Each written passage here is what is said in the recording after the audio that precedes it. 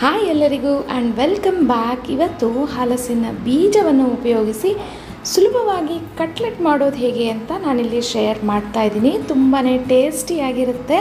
ಹಾಗಿದ್ರೆ ಬನ್ನಿ ಮಾಡೋದು ಹೇಗೆ ಅಂತ ನೋಡೋಣ. ಇದಕ್ಕೆ ನಾನೊಂದು ಅಂದಾಜು 20 ಬೀಜಗಳನ್ನ ತೊಗೊಂಡಿದ್ದೀನಿ, ಹಲಸಿನ ಬೀಜಗಳನ್ನ. ಇದನ್ನು ಈ ರೀತಿ ಕುಟ್ಟಿ ಹೊರಗಡೆ ಸಿಪ್ಪೆನ ತೆಕ್ಕೊಳ್ಬೇಕಾಗತ್ತೆ. ಹಲಸಿನ ಹಣ್ಣು ನಾವೇನು ತಿಂತೀವಿ ಆ ಬೇಳೆನ ನಾವು ಇಮಿಡಿಯೇಟ್ ಉಪಯೋಗ ಮಾಡಿದ್ರೆ ಅಷ್ಟು ರುಚಿ ಬರೋದಿಲ್ಲ, ಹಾಗೆ ಅದರಲ್ಲಿ ಅಂಟು ಕೂಡ ಬರುತ್ತೆ.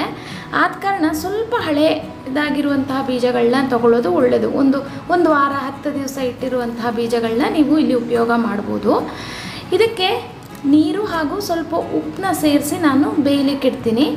ಬೇಯೋದಕ್ಕೆ ನಾನು ಕುಕ್ಕರ್ನ ಬಳಸ್ತಾ ಇದ್ದೀನಿ ಬೇಯಿಸೋದಕ್ಕೆ. ಯಾಕೆಂದರೆ ಹಲಸಿನ ಬೇಳೆ ಬೇಯಬೇಕಾದ್ರೆ ಸ್ವಲ್ಪ ಟೈಮ್ ತೊಗೊಳುತ್ತೆ. 4 ರಿಂದ 5 ವಿಸಿಲ್ ಹಾಕಿ ನಾವು ಕೂಗಿಸ್ಕೊಳ್ಬೇಕಾಗುತ್ತೆ. ತುಂಬ ಸಾಫ್ಟಾಗಿ ಬೇಯಬೇಕಿದು. ನೋಡಿ, ಈ ರೀತಿ ಪ್ರೆಸ್ ಮಾಡಿದ್ರೆ ನಿಮಗೆ ಸಾಫ್ಟಾಗಿರಬೇಕು. ಅಷ್ಟು ಸಾಫ್ಟಾಗಿ ಬೇಯಿಸ್ಕೊಂಡು ಅದನ್ನು ಮಿಕ್ಸಿನಲ್ಲಿ ಹಾಕಿ ನುಣ್ಣಗೆ ನಾವು ಪೇಸ್ಟ್ ಮಾಡ್ಕೊಳ್ಬೇಕಾಗತ್ತೆ. ನೋಡಿ, ಈ ರೀತಿ.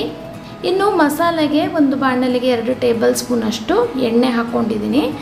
ಹೆಚ್ಚಿರುವಂತಹ ಈರುಳ್ಳಿ, 2 ಮೀಡಿಯಮ್ ಗಾತ್ರದ ಈರುಳ್ಳಿ, ಖಾರಕ್ಕೆ ಎಷ್ಟು ಬೇಕೋ ಅಷ್ಟು ಹಸಿಮೆಣಸಿನ್ಕಾಯಿನ ಸಣ್ಣಗೆ ಕಟ್ ಮಾಡಿ ಇಲ್ಲಿ ಫ್ರೈ ಮಾಡ್ಕೊಳ್ತಾ ಇದ್ದೀನಿ. ಜೊತೆಗೆ ನಾನಿಲ್ಲಿ 1 ಚಮಚದಷ್ಟು ಶುಂಠಿ ಬೆಳ್ಳುಳ್ಳಿ ಪೇಸ್ಟ್ನ ಕೂಡ ಹಾಕಿ ಹಸಿ ವಾಸನೆ ಹೋಗೋ ತನಕ ನಾವಿಲ್ಲಿ ಫ್ರೈ ಮಾಡ್ಕೊಳ್ಬೇಕಾಗತ್ತೆ. ಇದಕ್ಕೆ ನಾನು ಮಸಾಲೆ ಪದಾರ್ಥ ಆಗಿ ಹಿಂಗು, ಧನಿಯಾ ಪುಡಿ, ಜೀರಿಗೆ ಪುಡಿ ಹಾಗೂ ಖಾರಕ್ಕೆ ಎಷ್ಟು ಬೇಕೋ ಅಷ್ಟು ಅಚ್ಚಕಾರದ ಪುಡಿ ಇಷ್ಟನ್ನು ಹಾಕಿ ಚೆನ್ನಾಗಿ ಬಾಡಿಸ್ಕೊಳ್ಬೇಕು. ಮಸಾಲೆಗೆ ಸ್ವಲ್ಪ ಉಪ್ಪನ್ನ ಕೂಡ ನಾನಿಲ್ಲಿ ಸೇರಿಸ್ಕೊಳ್ತಾ ಇದ್ದೀನಿ. ನಾವು ಬೇಳೆ ಬೇಯಿಸಬೇಕಾದ್ರೆ ಕೂಡ ಉಪ್ಪು ಹಾಕಿದ್ವಿ, ಆದ ಕಾರಣ ಇಲ್ಲೂ ನೋಡಿಕೊಂಡು ಉಪ್ಪು ಹಾಕ್ಕೊಳ್ಳಿ.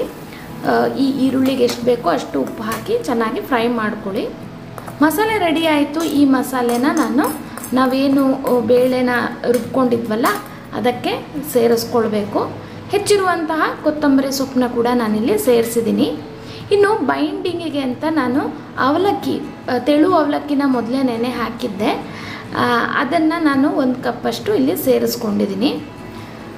ಇನ್ನು ಸ್ವಲ್ಪ ಉಪ್ಪು ಬೇಕು ಅನ್ನಿಸ್ತು, ಸೊ ನಾನಿಲ್ಲಿ ಒಂದು ಸ್ವಲ್ಪ ಉಪ್ಪು ಹಾಕಿ ಇದನ್ನೆಲ್ಲ ಚೆನ್ನಾಗಿ ಮಿಕ್ಸ್ ಮಾಡ್ಕೊಳ್ತೀನಿ. ನೋಡಿ, ಈ ರೀತಿ ಚೆನ್ನಾಗಿ ಮಿಕ್ಸ್ ಮಾಡ್ಕೊಳ್ಬೇಕು. ಈಗ ಕಟ್ಲೆಟ್ ಇದು ಹಿಟ್ಟು ರೆಡಿಯಾಗಿದೆ. ಸಣ್ಣ ಸಣ್ಣ ಉಂಡೆಗಳಾಗಿ ತಗೊಂಡು ಕಟ್ಲೆಟ್ ಆಕಾರದಲ್ಲಿ ನೀವು ತೆಳ್ಳಗೆ ತಟ್ಕೊಳ್ಬೇಕಾಗತ್ತೆ. ತುಂಬ ದಪ್ಪ ಕೂಡ ಇರಬಾರ್ದು, ಹಾಗೆ ತುಂಬ ತೆಳುವಾಗಿ ಕೂಡ ಇರಬಾರ್ದು. ಇದು ನೋಡಿ ಹದವಾಗಿದೆ. ಈ ರೀತಿ ನೀವು ಕಟ್ಲೆಟ್ ಆಕಾರಕ್ಕೆ ತಂದುಕೊಳ್ಬೇಕಾಗತ್ತೆ. ಈ ಮೊದಲು ನಾನು ಹಲವಾರು ಹಲಸಿನ ಬೀಜಗಳನ್ನ ಉಪಯೋಗಿಸಿ ಹಲವಾರು ರೆಸಿಪಿಗಳನ್ನ ಶೇರ್ ಮಾಡಿದ್ದೀನಿ.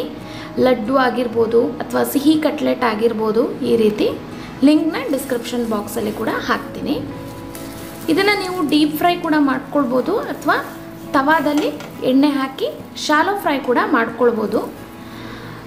ಇನ್ನೂ ಬೇಕಿದ್ದರೆ ನೀವು ಇದನ್ನು ಕಾರ್ನ್ಫ್ಲೋರ್ ಸ್ಲರ್ರಿಗೆ ಡಿಪ್ ಮಾಡಿ ಜೊತೆಗೆ ಅದನ್ನು ಬ್ರೆಡ್ ಕ್ರಮ್ಸಲ್ಲಿ ರೋಲ್ ಮಾಡಿ ಕೂಡ ನೀವಿಲ್ಲಿ ಶಾಲೋ ಫ್ರೈ ಮಾಡ್ಕೊಳ್ಬೋದು. ಅದೆಲ್ಲ ಆಪ್ಷನಲ್, ನಿಮ್ಗೆ ಹೇಗೆ ಬೇಕೋ ಹಾಗೆ. 2 ಕಡೆ ಚೆನ್ನಾಗಿ ಬೇಯಿಸ್ಕೊಂಡ್ರೆ ಕಟ್ಲೆಟ್ ರೆಡಿ ಆಯಿತು. ಕೆಚಪ್ ಅಥವಾ ಸ್ವೀಟ್ ಚಟ್ನಿ, ಖಾರ ಚಟ್ನಿ ಜೊತೆ ನೀವು ಇದನ್ನು ಸರ್ವ್ ಮಾಡ್ಬೋದು. ತುಂಬಾ ಟೇಸ್ಟಿಯಾಗಿರುತ್ತೆ. ಸಂಜೆ ಚಹಾದೊಟ್ಟಿಗೆ ಒಳ್ಳೆ ಈವ್ನಿಂಗ್ ಸ್ನ್ಯಾಕ್ ಅಂತಲೇ ಹೇಳ್ಬೋದು. ಈ ಹಲಸಿನಕಾಯಿ ಸೀಸನಲ್ಲಿ ಖಂಡಿತವಾಗ್ಲೂ ನೀವು ಈ ರೆಸಿಪಿನ ಟ್ರೈ ಮಾಡಿ. ಮುಂದಿನ ಇಂಟ್ರೆಸ್ಟಿಂಗ್ ರೆಸಿಪಿಯೊಂದಿಗೆ ನಾನು ನಿಮಗೆ ನೆಕ್ಸ್ಟ್ ವಿಡಿಯೋದಲ್ಲಿ ಸಿಗ್ತೀನಿ. Stay tune, stay connected. Thank you for watching.